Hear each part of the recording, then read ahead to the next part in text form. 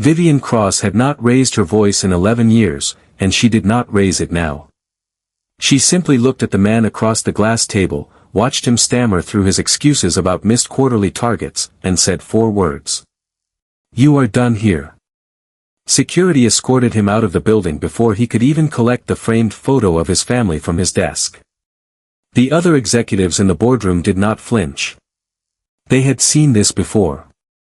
Vivian Cross did not deal in second chances, because second chances were inefficient, and inefficiency was the one thing she could not forgive. She was 34 years old, the CEO of a logistics empire her grandfather had built from a single delivery truck, and she ran it the way she ran her life, with precision, with distance, and without a single wasted feeling. Her penthouse office looked out over the entire city, and from up there, the people below looked like ants, small and interchangeable and easy to replace. That was how Vivian saw most of the world.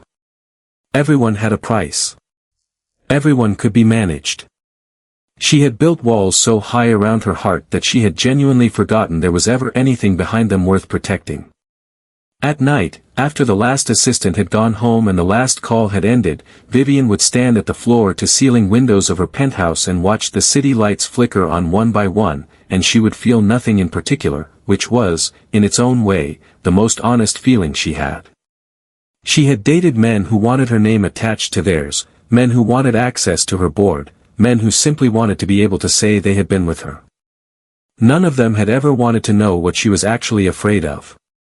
So she had stopped letting anyone close enough to ask. She told herself this was strength. Some nights, staring at her own reflection ghosted over the skyline, she almost believed it. 20 minutes across town and 40 floors down from where Vivian sat, Daniel Reyes was on his back underneath a pickup truck, wrench in hand, grease up to his elbows, glancing at the clock every few minutes because he could not be late again. He was 36, built from years of physical work, and his hands told the story of a man who had never once in his life had something handed to him. He worked the counter and the garage bay at a small auto shop that barely kept the lights on, and every evening at exactly 3:15, he dropped his tools, wiped his hands, and sprinted the 6 blocks to the elementary school to pick up his daughter, Mia, before the late fee kicked in.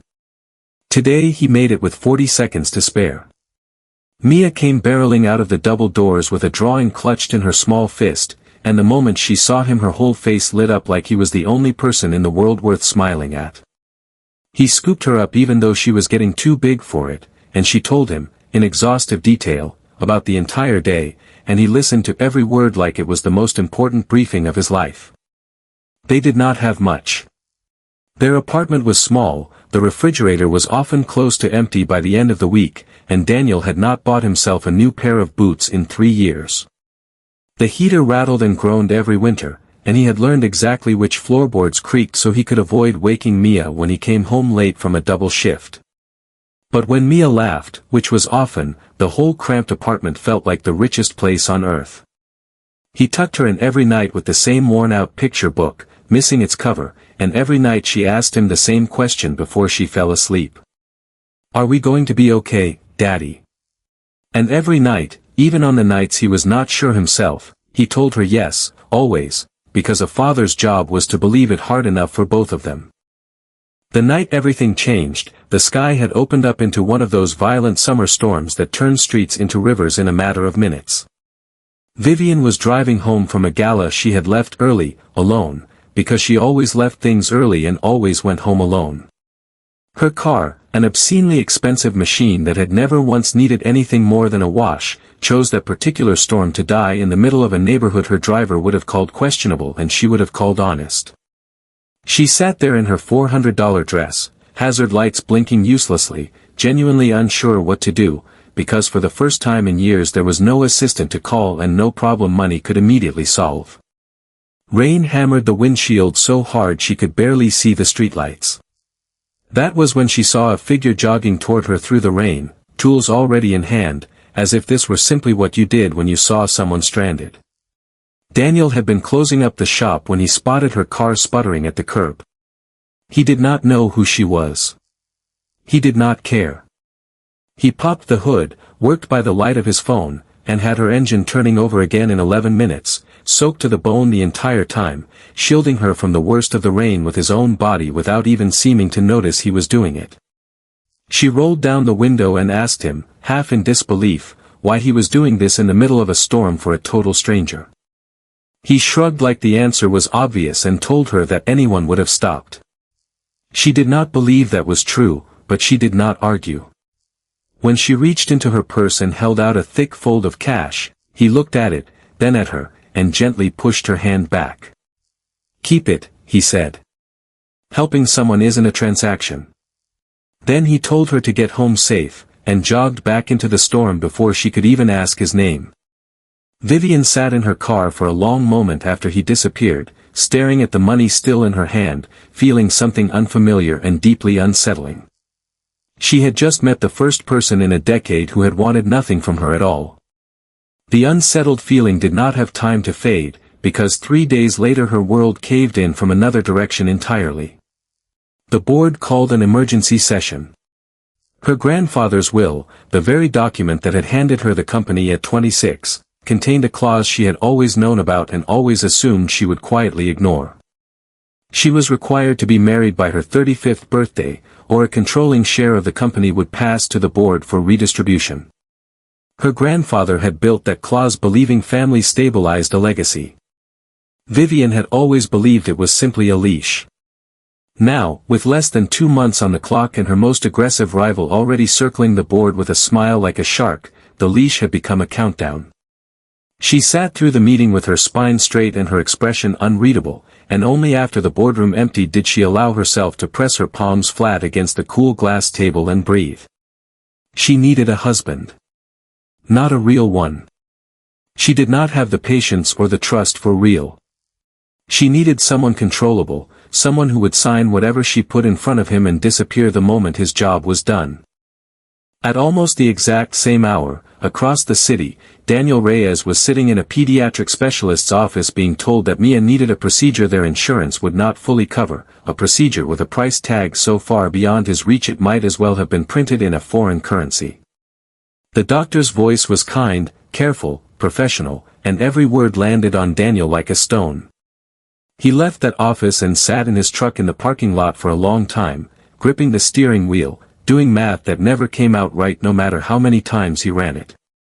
He had already sold what little he had of value, including his father's old watch, the one thing he had sworn he would never part with. He had already asked for every extra shift the shop could give him. He was out of options, and for a man who had built his entire identity around being the one who provides, that emptiness felt like drowning on dry land. He was not a man who asked for help. He had never once in his life asked for help. But that night, watching Mia sleep peacefully, unaware of how close the floor beneath them had come to disappearing, he understood that his pride was a luxury he could no longer afford. Vivian had not forgotten the man from the storm. In fact, she could not stop thinking about him, and being a woman who solved problems with information, she had her assistant quietly track him down within a day. What she found surprised her. A single father, a hard worker, no criminal record, no family pushing for money, no complicated history that might embarrass her publicly, and most importantly, a man in urgent need of exactly the kind of resource she had in overwhelming abundance. She told herself it was purely strategic. She told herself the storm, the rain, the refused cash, none of that mattered. She found him at the auto shop 2 days later, walked in wearing a coat that cost more than his monthly rent, and asked him to meet her for coffee. Daniel, confused and wary, agreed only because something about her unsettled expression told him this was not a social call. They sat across from each other in a quiet diner booth, and Vivian slid a thick contract across the table without any preamble. A marriage, on paper only, for exactly 1 year.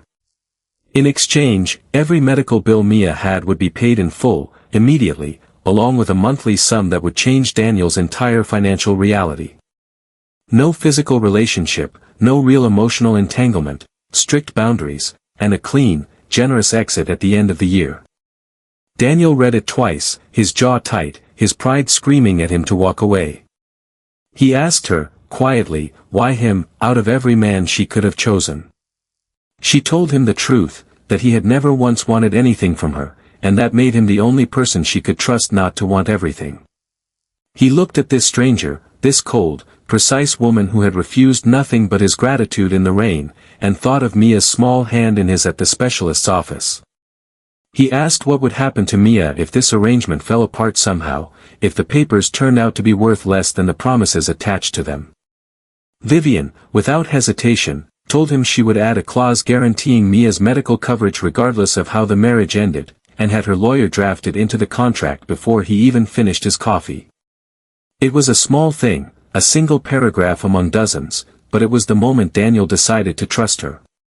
Not because she was kind, exactly, but because she was precise, and precision, in his experience, was rarer and more trustworthy than warmth that could evaporate the moment it became inconvenient. He picked up the pen. It felt like swallowing glass. But he signed. Moving into Vivian's mansion felt like stepping onto another planet. The ceilings were high enough to make Mia's voice echo, the kitchen was larger than their entire old apartment, and everything, absolutely everything, was white, glass, and silent. Mia ran from room to room the first night, shoes squeaking on marble floors, announcing that they now lived in a castle, while Daniel stood in the doorway trying to reconcile the size of the house with the size of the debt he had just signed his name to. Vivian had a household staff who moved like ghosts and a schedule printed and taped inside the pantry door, dictating when meals would be served and by whom. Daniel lasted exactly one day before he ignored it entirely, walking into the kitchen and cooking dinner himself, insisting he did his own laundry, refusing to let anyone iron his one good shirt. It drove the staff to quiet confusion and drove Vivian, who valued order above almost everything, to something close to fury. Their first real argument happened over a load of laundry Daniel had thrown into what turned out to be a $6,000 washing machine imported from Italy. Vivian stood in the doorway, arms crossed, informing him coldly that there were people paid to do that. Daniel, folding a towel with more care than she had ever seen anyone give an object in that house, told her just as coldly that he did not need people paid to do that, and that if she wanted a stranger playing house, she should have hired one instead of marrying one. She had no response for that. No one spoke to her that way. She left the room more rattled than angry, and later that night, alone in her enormous closet, she found herself oddly grateful that at least one thing in her life had refused to bend simply because she owned it. The clashes did not stop with laundry. Daniel refused a driver, choosing instead to take his own truck to the shop every morning, parking it defiantly between two luxury sedans in the mansion's circular driveway. He refused a stylist, wearing the same 3 shirts he had always worn, ironed by his own hand, and when Vivian's assistant gently suggested a wardrobe consultation ahead of an upcoming event, Daniel politely declined and asked instead if the money could go toward the shop's replacement parts budget. Vivian found herself, against every instinct she possessed, quietly impressed rather than irritated. She was used to people bending to her preferences the instant she expressed them. Daniel bent to nothing, and yet somehow he was never once rude about it, simply immovable in a way that made her curious rather than furious. She began watching him more closely than she meant to, cataloging the small, stubborn kindnesses that seemed to come as naturally to him as breathing, the way he thanked the household staff by name, the way he always left the last serving of anything for someone else, the way he never once, not once, brought up the money. It was Mia who began, quietly and without any strategy at all, to dismantle the walls Vivian had spent a lifetime building. The little girl wandered into Vivian's home office one afternoon, drawn by curiosity rather than caution, climbed into the enormous leather chair across from Vivian's desk, and asked her, with complete sincerity, if she was sad all the time because her office did not have any pictures in it. Vivian, mid-call, muted her phone and stared at the child, genuinely unsure how to answer a question no one had ever thought to ask her. Mia did not wait for an answer. She simply pulled out a crayon and drew Vivian a picture right there on a spare sheet of paper, a lopsided sun over 3 stick figures holding hands, and slid it across the desk with the casual confidence of someone giving a gift they knew would be appreciated. Vivian kept that drawing. She told herself it was an accident, that she simply forgot to throw it away. It ended up taped inside her desk drawer, where she looked at it more often than she would ever admit. Over the following weeks, Mia's visits to that office became a quiet, unspoken ritual, and Vivian began, without noticing exactly when it happened, to look forward to them more than any meeting on her calendar. She started keeping a small tin of crayons in her top desk drawer, right beside a stack of quarterly reports, and told herself it was simply practical. She started leaving her office door slightly ajar in the afternoons, just enough for small footsteps to know they were welcome. One evening she found herself sitting cross-legged on her office floor in a $5,000 blazer, helping Mia build a fort out of couch cushions, and when her assistant walked in with an urgent contract that absolutely could not wait, Vivian told him, without looking up, that it could in fact wait until tomorrow. It was the first time in the company's history anyone could remember her saying those words. The first real public test came at the Wentworth Gala, an event dripping in old money and older judgment, where Vivian was expected to debut her new husband to the very people who controlled the whispers that shaped her reputation. Daniel wore a suit that fit him but did not scream welt the way every other jacket in the room did, and it took less than 20 minutes for Marcus Devereux, a rival CEO with a smile like a closing trap, to find him. Marcus circled Daniel with a champagne glass and a string of pointed questions about art collections and vintage wines and obscure trivia designed purely to embarrass a man who had grown up choosing between rent and groceries. The room seemed to lean in, waiting for Daniel to falter. He did not. He answered every question with calm, easy humor, turned Marcus's own condescension back on him with a few perfectly timed jokes about people who confuse knowing the price of things with knowing their value, and by the end of the exchange it was Marcus, red-faced, who excused himself first. Vivian, watching from a few feet away, felt something shift hard in her chest. No one had ever defended her honor in a room like that, not with anger, but with quiet, unshakable dignity. She looked at her fake husband and, for the first time since the contract was signed, felt something dangerously real. They ended up back in the mansion's massive kitchen well past midnight, still buzzing from the adrenaline of the gala, and Daniel, still in his dress shirt with the sleeves rolled up, made them a late-night meal from whatever he could find in a refrigerator that had never once been used for actual cooking. Scrambled eggs and toast, nothing fancy, plated on the good china because it was the only dishes within reach. They sat on the kitchen island instead of the dining table, and somewhere between bites, the conversation slipped past the careful boundaries they had both maintained for weeks. Vivian talked about the crushing weight of a legacy she never asked to inherit, the loneliness of a company that ran on her exhaustion, the way every relationship in her life since childhood had come with fine print. Daniel talked about the fear that lived in his chest every single day, the fear that he was not enough, that Mia deserved better than a father who could barely keep the lights on, the guilt he still carried over a marriage that had ended before it ever really began. Neither of them had spoken those words out loud to another living person in years. By the time the plates were empty, something between them had quietly, irreversibly changed, and neither of them said a word about it, because saying it out loud would have made it real, and real was terrifying. Marcus Devereux did not take his humiliation at the gala well. Behind the scenes, fueled by wounded pride and a hunger to seize control of Vivian's company through the chaos of scandal, he began digging into Daniel's past with the patience of a man who had never once accepted losing. He hired investigators, called in favors, and pored over every public record he could find, searching for a crack he could pry open into a full collapse. Marcus had spent 15 years building his own company in the shadow of Vivian's grandfather's legacy, always the second name mentioned, always the runner-up in every industry ranking, and her public humiliation of him at the gala had simply been the final insult in a long list he had been keeping since business school. He did not see himself as a villain in any of this.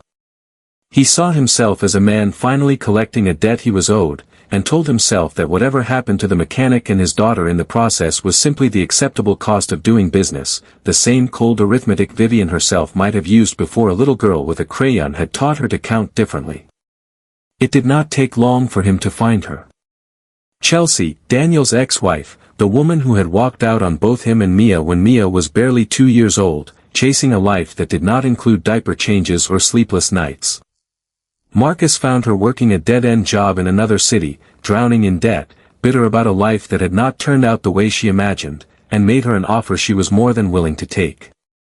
All she had to do was come back, make noise, and hand him a scandal wrapped in a mother's tears. The ambush happened outside a restaurant, in full view of a dozen cameras Marcus had made sure were tipped off in advance.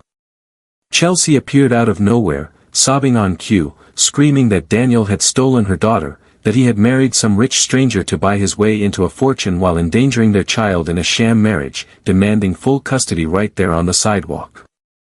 Daniel went pale and still, the way a man goes when the ground disappears beneath him. He tried to speak, tried to explain, but his voice would not come.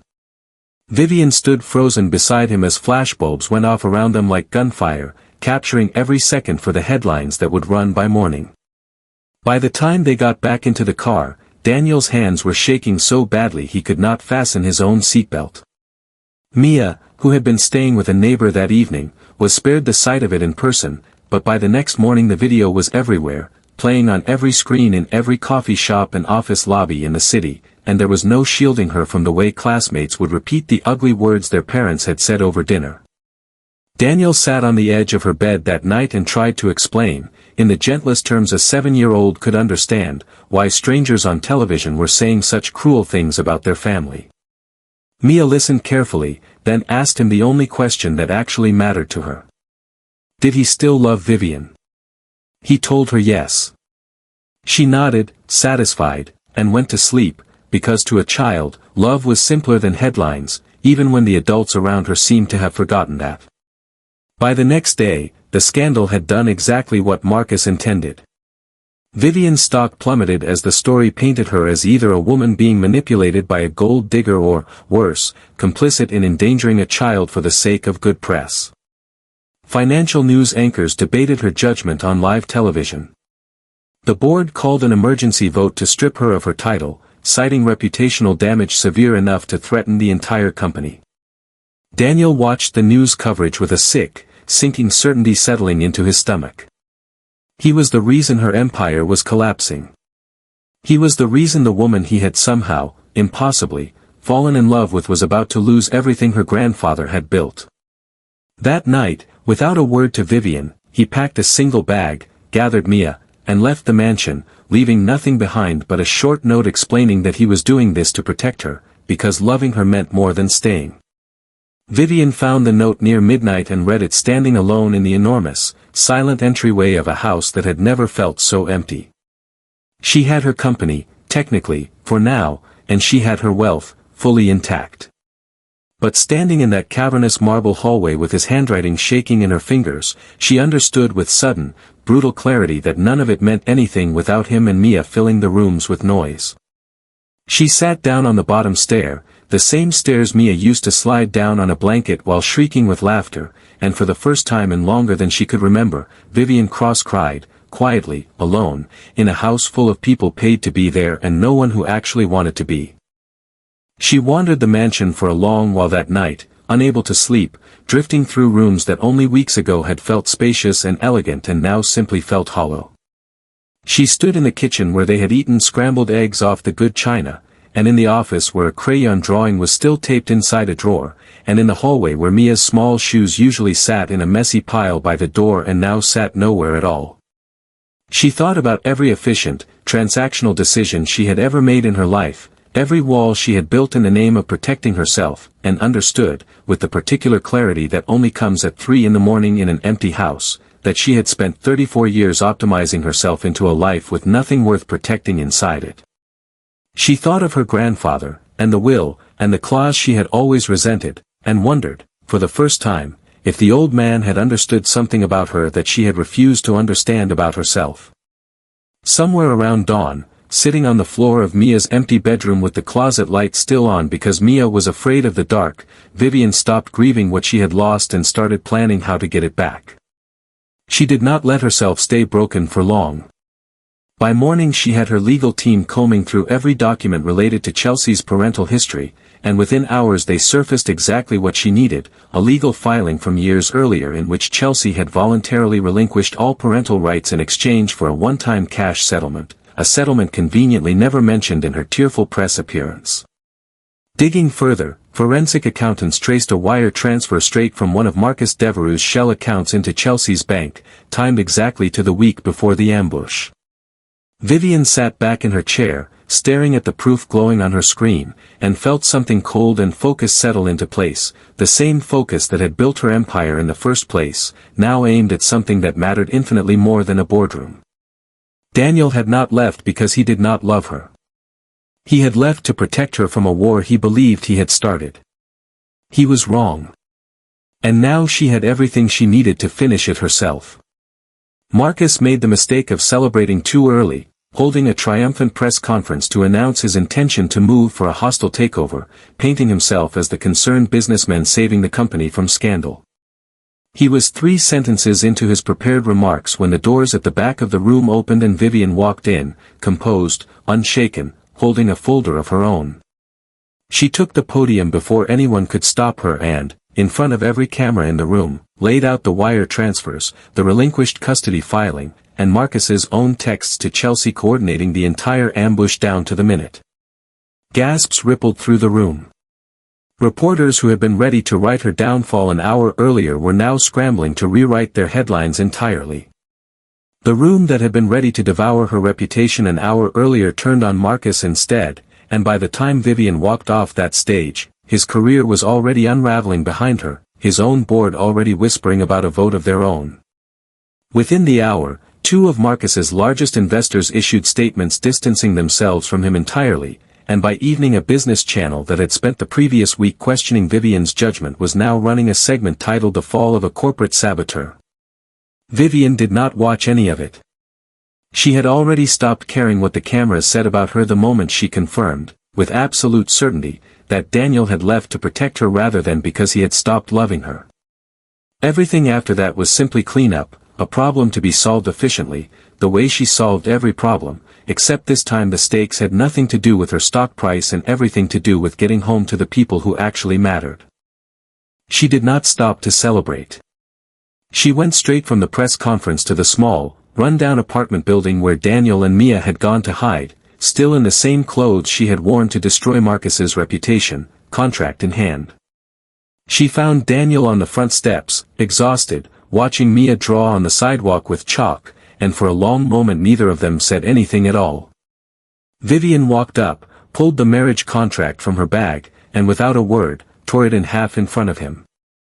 She told him she was not there as his employer, and she was not there because of a clause in her grandfather's will. She told him she did not want a fake husband or a convenient arrangement, she wanted him, all of him, permanently, on terms that had nothing to do with paper or money. Daniel stood up slowly, searching her face for the coldness that had first greeted him in that diner booth, and found none of it left. He crossed the space between them and kissed her right there on the cracked concrete steps, while Mia looked up from her chalk drawing and grinned like she had known this was coming all along, then went right back to coloring, because to a 7-year-old, some things were simply obvious.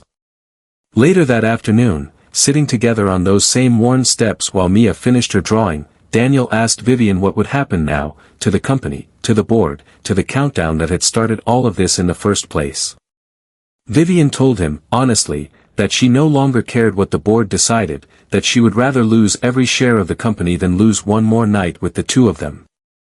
Daniel shook his head and told her that was not a trade he would ever let her make, that her grandfather's company was as much a part of who she was as the auto shop was a part of him, and that the 2 of them were going to figure out how to hold on to both, together, the way partners were supposed to. It was the first time either of them had used that word out loud, partners, and it settled between them easily, without any of the fear that had once made real feelings so dangerous to name. Months later, the mansion that had once echoed with silence and rigid schedules had become something else entirely. Crayon drawings covered the refrigerator door, muddy sneakers were kicked off by the front entrance, and laughter, real, unguarded laughter, filled rooms that had once felt more like museum exhibits than a home. The household staff had long since stopped bothering with the old schedule taped inside the pantry door, and one afternoon someone quietly took it down for good. Vivian still ran her company with the same sharp precision that had built her reputation, but she left the office every evening at a reasonable hour now, because she had somewhere far more important to be. Daniel still worked, still fixed engines, still refused to let money change who he fundamentally was, but he did it now without the constant weight of fear pressing down on his chest. And Mia, the little girl who had wandered into a stranger's office with nothing but a crayon and an honest question, had gotten exactly what she wanted most in the world. A mother who read to her at night, a father who no longer had to choose between rent and rest, and a home that was finally, completely, unmistakably warm. On the anniversary of the storm that had first brought them together, Vivian had the old washing machine, the $6,000 one that had started their first real fight, quietly donated to a shelter across town, and replaced it with a plain, ordinary one that Daniel could take apart and fix himself if it ever broke, because he told her he liked knowing he could still fix things with his own two hands. She kept Mia's very first drawing framed on the wall of her office now, no longer hidden inside a desk drawer, hung right beside her diplomas and industry awards where every visiting executive could see it. When people asked her about it, she simply told them it was the most valuable thing she owned, and refused to elaborate further, because some things, she had finally learned, were not meant to be explained to people who valued everything by its price. Daniel still worked the same auto shop, though he had quietly used some of his own earnings, not Vivian's, to buy in as a partner, insisting on building something himself rather than simply being handed it. And every evening at exactly 3:15, whether he was CEO's husband or not, he still stood outside that same elementary school, waiting for the same small girl to come barreling through the doors, because some things about him had never needed to change at all, and never would. Sometimes, on quiet Sunday mornings, Vivian would sit at the kitchen island with a mug of coffee going cold in her hands, watching Daniel flip pancakes badly while Mia narrated the process like a cooking show host, and she would think back to the woman she had been in that boardroom, the one who fired people without blinking and drove home alone every single night without a single person waiting for her. That woman had believed, with total certainty, that everyone had a price and nothing could be trusted that was not written into a contract. This woman, the one sitting in a sunlit kitchen surrounded by burnt pancakes and off-key singing, understood finally what her grandfather had tried to tell her all those years ago, that the truest kind of wealth was never the kind you could measure, negotiate, or sign for. It was the kind that walked through your door every evening at exactly 3:15, grease still under its fingernails, asking nothing of you at all except to be let in.